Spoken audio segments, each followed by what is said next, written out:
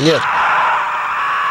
Cannibal Ferox. Cannibal Ferox, c'est l'histoire d'une anthropologue qui va partir avec quelques amis en Amazonie. Elle veut démontrer que les cannibales n'existent pas. Qu'est-ce que ça veut dire? Selon elle, les cannibales se mangent entre eux simplement parce que lors de guerre, les tribus ennemies, pour défier leurs adversaires, leur mangent les organes. Voilà, c'est juste un signe de puissance, mais pas du tout parce qu'ils sont coutumiers, qu'ils aiment la chair humaine. Là-bas, ils vont rencontrer un brigand, un trafiquant de drogue qui a fait un mauvais coup. Et la tribu qui vit là-bas, ils vont pas être contents. Et du coup, ils vont se défouler sur tout le monde, l'anthropologue y compris, et ils vont leur faire passer un mauvais quart d'heure. Charles, c'est réalisé par qui? Alors, c'est réalisé par Umberto Lenzi. Metteur en scène, alors, né en 1931, décédé il y a quelques années, le metteur en scène type du cinéma de genre italien. Il a abordé tous les genres qui étaient à la mode selon les périodes. Péplum, donc film historique et Péplum, Catherine de Russie, Hercule contre les mercenaires. Il a fait des films à la James Bond parce que les James Bond ça marchait. Il a fait des polars ultra violents, La rançon de la peur, Thomas Millian, Henri Silva. Il a fait des gialli, souvent très intéressants, très bien écrits, avec des acteurs renommés, Carole Becker, le français Jean-Louis Trintignant. Il a fait des films de guerre. Il a abordé tous les genres. Et naturellement, quand il y a eu cette mini-mode du cinéma de zombies et de cannibales, il a fait un film zombie aussi, L'avion de l'apocalypse. Ouais. J'ai pas vu la version intégrale, la version que j'ai est tellement coupée que je peux pas juger. Et donc, c'est le premier à avoir fait un film cannibale dès 1971, donc nettement avant celui-ci, ce Cannibal Ferox, qui en fait, c'est un clone de Cannibal Holocaust.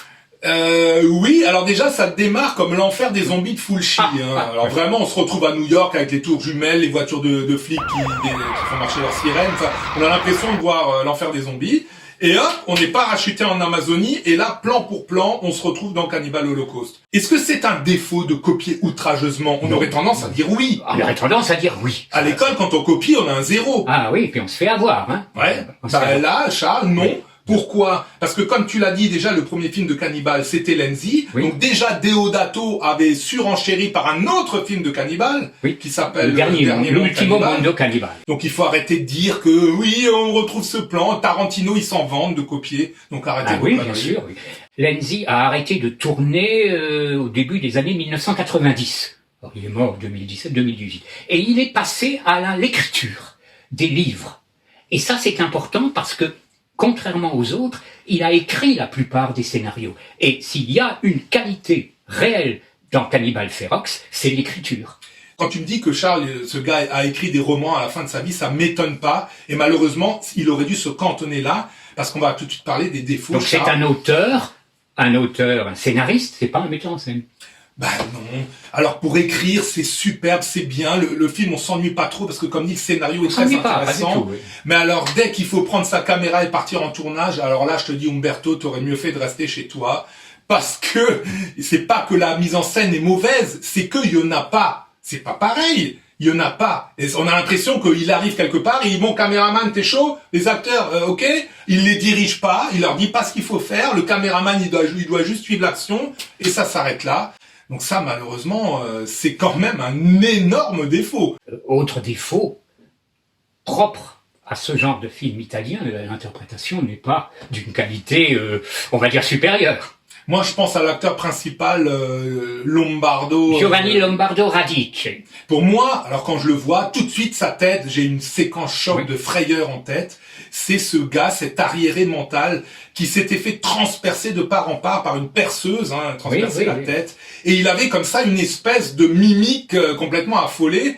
Et dans ce film, il a aussi une espèce de mimique un peu énervée. Alors, on peut pas dire qu'il est sans expression. Pour le coup, il a une expression, mais il en a qu'une. Alors pendant tout le film, il va donc voilà, c'est mieux que rien, mais c'est intéressant ce que tu dis là parce que j'ai été en contact avec lui via Facebook. Il parle très bien le français d'ailleurs.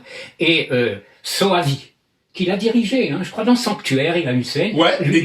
Lui a dit, mais tu peux pas changer de ton vie. Tu vois? Bon c'est bien, je suis pas le seul. T'es pas le seul. Voilà. Les autres acteurs, effectivement, les femmes. Il y a Lorraine de Sel. Ouais, c'est des deux actrices qui étaient coutumières des séries B. Voilà, coutumière des séries B. Une autre actrice type un peu suédoise, comme ça, très très jolie, d'ailleurs, Oui, on la voit un peu bien dénudée sûr. dans le film. Oui, oui. Il y a Venantino Venantini, que beaucoup connaissent, qui a tourné en France, il est dans Les Tontons Flingueurs. Les seconds rôles sont peut-être meilleurs parce que ce sont des gens plus professionnels. On sent qu'ils sont pas dirigés. Non, ils sont pas dirigés. Bon, voilà. La musique, Charles. Alors la musique, sauve le coup. Lenzi voulait Morricone. Parce que Lenzi a travaillé Je pense que tout le monde voulait Morricone. Deodato n'a jamais réussi à avoir Morricone. Lenzi l'a eu, il l'a eu sur La rançon de la peur, le polar ultra violent, un peu exagéré aussi, avec Henri Silva, Franconi. Il l'a eu sur Spasmo, un très curieux giallo avec une fin que certains trouvent géniale, d'autres débiles. Bon, passons. Mais il l'a pas eu là. Alors ce sont deux compositeurs qui avaient d'ailleurs composé Le Dernier Monde Cannibale. Ouais. Ça s'écoute, hein, ça passe. Ouais, c'est du synthé. Voilà. Moi je trouve que c'est pas le plus gros point faible du film. Non, pas du tout, pas du tout. Ça débute par une musique un peu style années 70, puis après on a ce synthé. Non, ça s'écoute. Bon, c'est pas de la musique de haut niveau, mais franchement ça passe. Ça passe.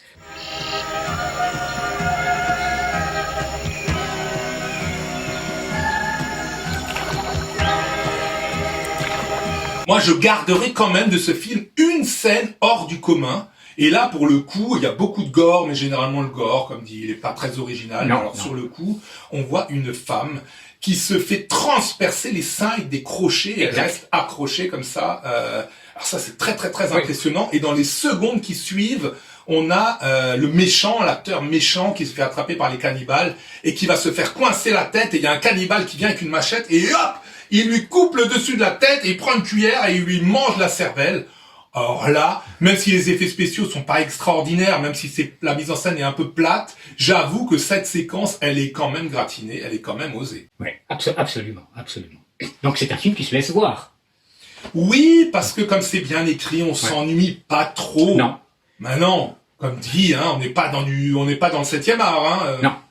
Non, d'ailleurs, je pense que Lenzi n'a jamais pu concurrencer. Il a, comme dit, dirigé des tas de gens. Hein. Il a dirigé Henri Fonda, il a dirigé Samantha Eggar, il a dirigé John Huston, Jean-Pierre Cassel, Annie Dupéret. J'ai dit Henri Silva. Bon, j'arrête là.